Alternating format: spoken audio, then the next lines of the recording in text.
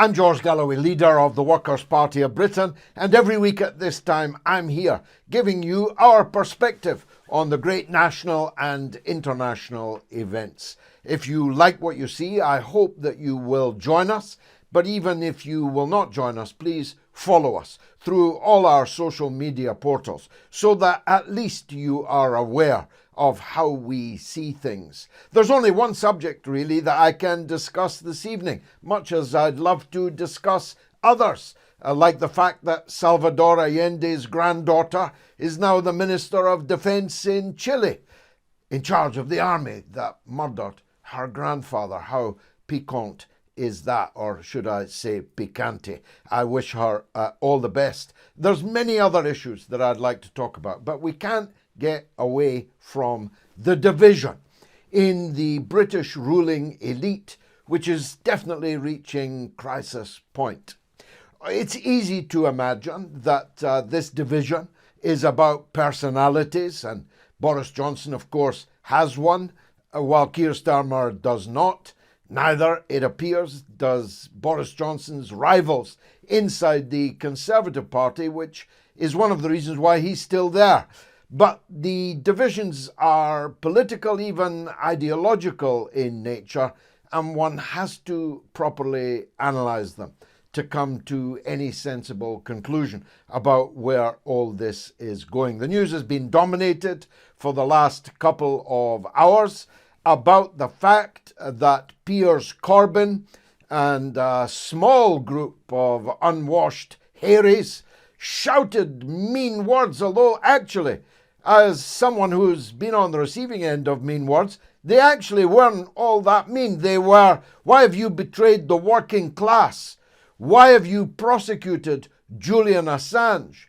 And allegedly, though I must say I never heard that, and I couldn't vouch for who shouted it, if you get my meaning, why didn't you prosecute Jimmy Savile?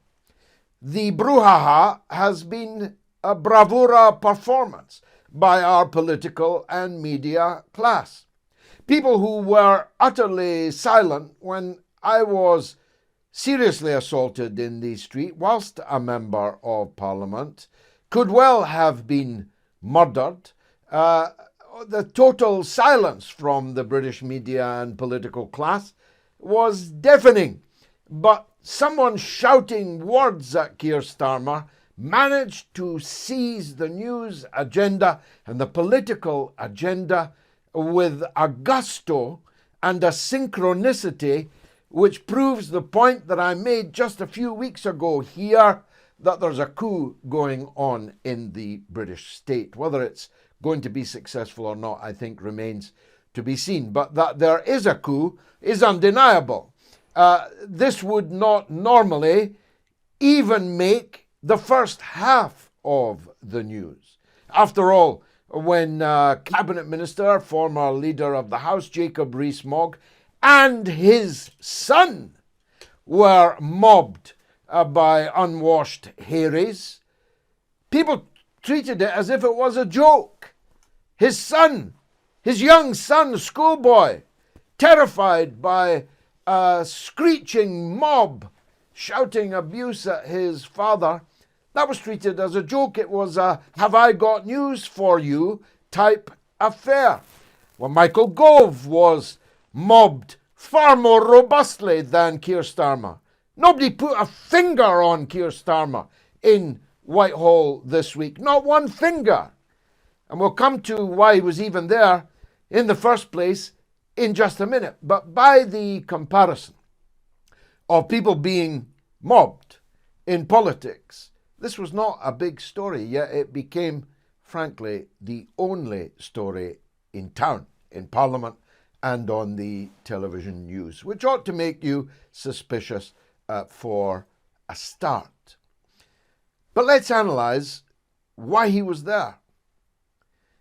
It turns out, I was unaware of this in the beginning, that he had been in the Ministry of Defence, not Portcullis House, which is a couple of doors down, receiving a briefing on what the government was intending to do on the subject of Ukraine. That meant he could have walked along the embankment from the Ministry of Defence into Portcullis House and then through an entirely private walkway to which the public have no access at all from Portcullis House into Parliament. Why didn't he do so? This was not a secret demonstration. You could smell it before you could hear it. This was a group that had posted their intentions online and in leaflets. If we've really reached the stage where the police officers responsible for the protection of the leader of Her Majesty's opposition did not know that Piers Corbyn was outside in Whitehall, and that it might not be a great idea for the leader of the opposition, who, after all, had been so mean to Piers Corbyn's brother, Jeremy Corbyn, then we really do need Cressida Dick to move along there, officer, and someone else to take her place. If we really believe that the police, knowing of the presence of some 20 or 30 people mobbing in Whitehall on a whole range of subjects, from the Canadian truckers to the familiar down with vaccination and all of the other causes that this grouplet were concerned about, there was no reason at all for Keir Starmer to walk through them, but he did. When he did, someone apparently, again I never heard this, shouted about Jimmy Savile. Cue outrage across the political class that this was all the result of what the BBC calls Boris Johnson's false claims in relation to Keir Starmer and the failure of his department to prosecute Jimmy Savile. Well, first of all, it's not the BBC's business to determine which claims are true and which are false. The BBC News is supposed to report the news. One claim against another claim. It's up to the audience to decide which claim is false, which claim is true. But it was not a false claim that Boris Johnson made. And this is at the heart of the matter. He said that under Keir Starmer's directorship of the Public Prosecutor's Office, more time was spent prosecuting journalists than Jimmy Savile. Well, Your Honour, that is an undeniable fact. It would be an undeniable fact even merely because Jimmy Savile was not prosecuted. But the fact that Keir Starmer's department mercilessly pursued journalists, including the greatest of all journalists of our time, Julian Assange, is a matter of public record. So it is a true statement of fact that the department under Starmer spent more time prosecuting journalists than it did Jimmy Savile, even if only because Savile was never prosecuted in the first place. But this has morphed into a slur, a smear, a slander, now responsible for mob violence, though violence there was none, on the streets of Whitehall. We mustn't let them get away with this. I've been pondering over the last 48 hours as I've come under attack myself from some unlikely quarters. Amazing the number of Corbyn supporters rushing to the defence of Keir Starmer. Talk about not being able to see the wood for the trees. I've been ruminating on why this attack by Johnson has caused such pain and anguish in the section of the ruling elite that is championing Keir Starmer's claim to be Prime Minister. New Labour is extremely vulnerable on these kind of matters. First, because it is true that Savile was not prosecuted when Keir Starmer was the Director of Public Prosecutions. Now, he may say that he was not in any way involved in the decision on whether or not to prosecute a knight of the realm, a friend of the royal family, a frequent guest at Chequers. If he wasn't, why wasn't he?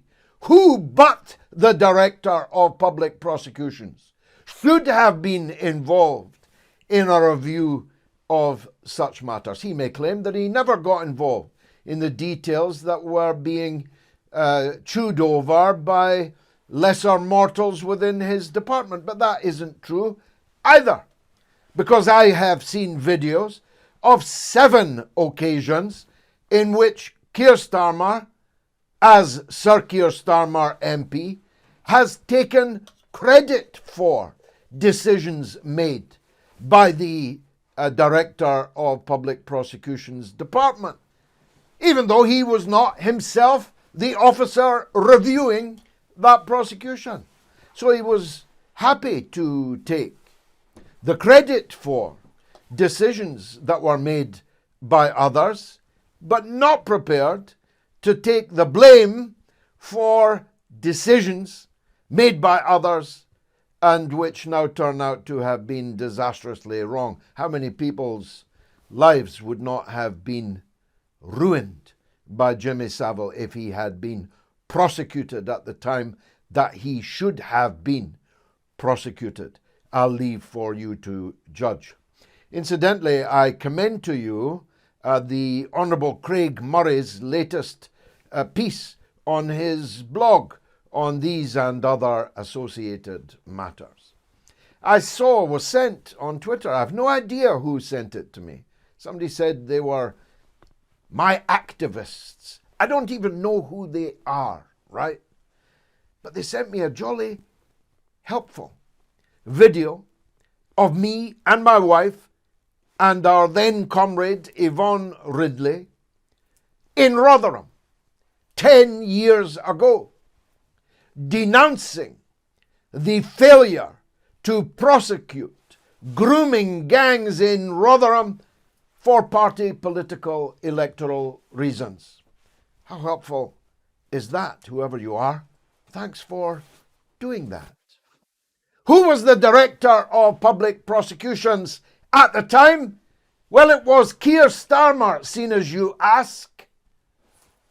They're very vulnerable, Labour, to the charge, well-founded charge, that in many places, many cities, in Lambeth, in Leicester, perhaps above all in Rotherham, Labour were either asleep or were turning a Nelson's eye to horrific sex crimes being committed on their watch and in their patches in their electoral heartlands.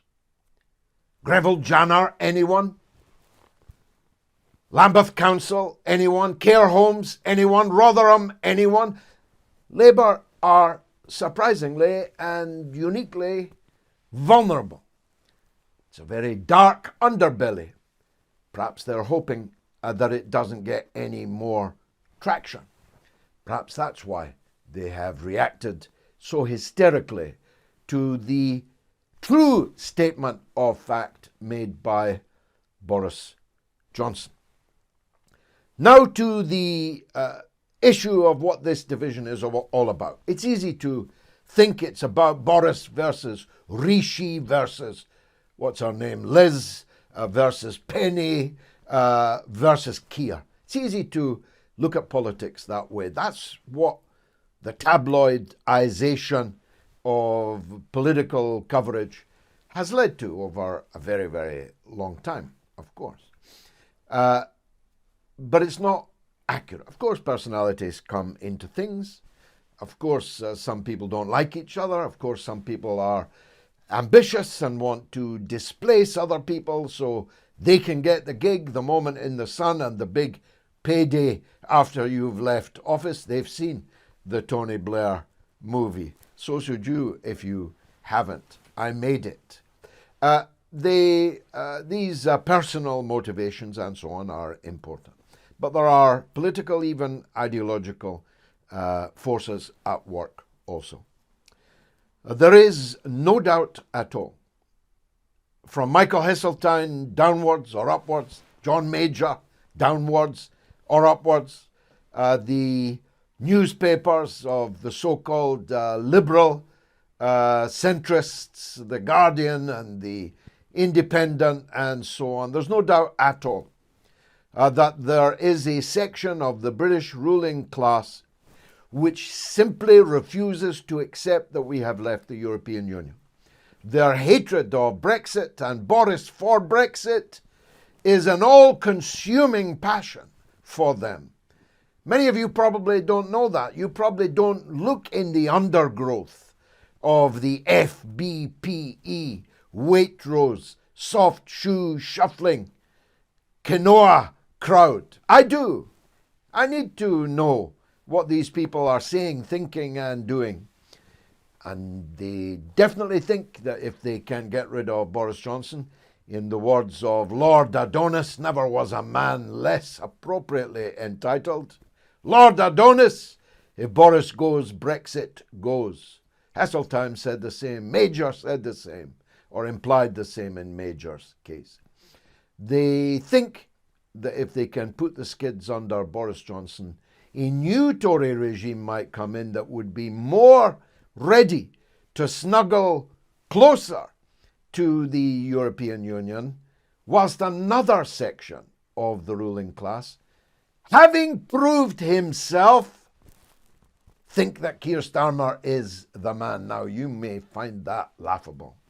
If ever a man was less qualified to be a political leader of a country adrift in a sea of troubles, it is the block of wood bobbing on the waves that is Keir Starmer. But believe it or not, there is a section that thinks that Johnson has to go, that none of his contemporaries are capable, and therefore the auxiliary team will have to be brought back in.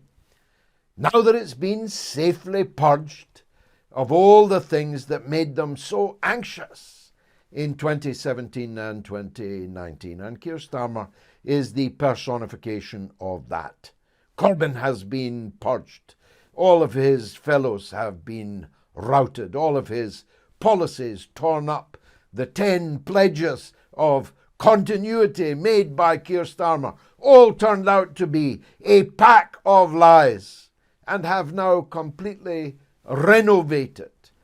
New Labour, new Labour is the order of the day for one section of the ruling class. They know that they can count on Keir Starmer, on international affairs, on the Middle East, on relations with the United States, on hostility to Russia and China and so forth. And they know that he's not going to frighten the horses with any radical pro-worker policies here at home. It's only this week that he whipped his MPs into abstaining. The Workers' Party, we're proclaimers. Keir Starmer's party, they're abstainers. And they have again abstained on a measure which severely reduced, painfully, actually savagely reduced, the living standards of the poorest people in our country. Our pensioners are unemployed people, people in receipt of benefits, now effectively, given the rate of inflation, cut. The failure to support all workers' struggles to defend their living standards in the face of the onslaught already underway and about to become far more severe in the wake of the pandemic and its economic costs. All of these have convinced, persuaded the top brass in the British ruling elite that Keir Starmer is a safe pair of hands. And that's why they have rallied round him like never before, because somebody said some mean words to him in Whitehall. Jeremy Corbyn, then the leader of the opposition's picture, was on a target. which British soldiers were being encouraged to fire at. Think about that. Just a couple of years ago, Jeremy Corbyn was attacked, physically attacked. Jeremy Corbyn was the single most exposed to danger figure in this entire country, with no exceptions, not even the royal family. And of course, if you want to talk about mean words, where would I start and where would I end when the leader of the opposition was a different man to Keir Starmer? So this struggle is not over yet. Boris Johnson's friends have rallied. He's had a he shuffle, as they say. Nobody lost their job, not many did, but he has moved one or two pieces on the chessboard. He's going to have to do more, I suspect, if he's going to fend off the attack by those who want rid of him. But it's not just Brexit. And this, I think I need to tell you, because many people who regard themselves as left-wing have fallen for this canard. I've heard it said that Boris Johnson is the most right-wing Conservative Prime Minister that Britain's ever had. This from people who presumably don't remember Margaret Thatcher and Keith Joseph and Norman Tibbet and all the other bone crunchers of that era. But in truth, a lot of Conservatives, a lot of people in the ruling class don't like Boris Johnson precisely because he's not very Conservative at all. The public expenditure record of Johnson's government is certainly far more lavish than any Labour government would ever have spent. All this dangerous talk about levelling up, it doesn't matter that it's bollocks. It's the thought that counts. It's the thought that we're recognising that actually working class people in the north, but not just in the north by any means, in this low wage economy of ours, have over decades suffered a real terms cut in our living standards, and that something must be done about it. The Tories under Johnson wouldn't do much about it, but the fact that they've identified it and are publicly committed to doing something about it is what worries a section of the ruling class. They just don't think that Johnson is nearly Conservative enough. He's too woke, he's too liberal. Crikey, you could hardly get more liberal. He's a party kind of guy, if you know what I mean. Boris Johnson may cling on. He may be replaced by someone more amenable to the right, or someone more amenable to the centre, or someone who pretends that they can traverse that chasm, if chasm indeed is the right word to use to describe it. But one thing the Workers' Party will continue to do, as I've tried to do again here this evening, is to tell the truth. The truth as we see it. We might be right, we might be wrong, but you can depend on us to be telling you the truth as we see it. You can depend on us not to be lying to you. We didn't come to our policies and our positions by consulting focus groups. We came to them because we believe them. We believe in them. We believe that these are the ways forward for our people, and we will never change. We have red lines. We are flexible, of course, in our relations, dealings with other people, as we have just shown in Birmingham in a forthcoming by-election. But we have red lines from which we will never move. We are the party of the workers, for the workers, and it's the workers' interests that we will defend to the death. we will defend the territorial integrity of our country to the death. We believe in defense. Many of our members are actually ex-military men. One's even ex-French Foreign Legion. We're not pacifists. We don't want to disarm Britain. We don't want to leave Britain defenseless so anybody, any country, whether France or Russia, whether the United States or China, can come and take us over and push us around. That's not. We are standing for the territorial integrity and independence of Britain. That's why we supported Brexit and oppose separatism in Scotland and Wales. You can count on us. We're solid people. We believe in common sense socialism. I hope that one day, so will you. Thanks for watching. Come back next week at the same time, same place.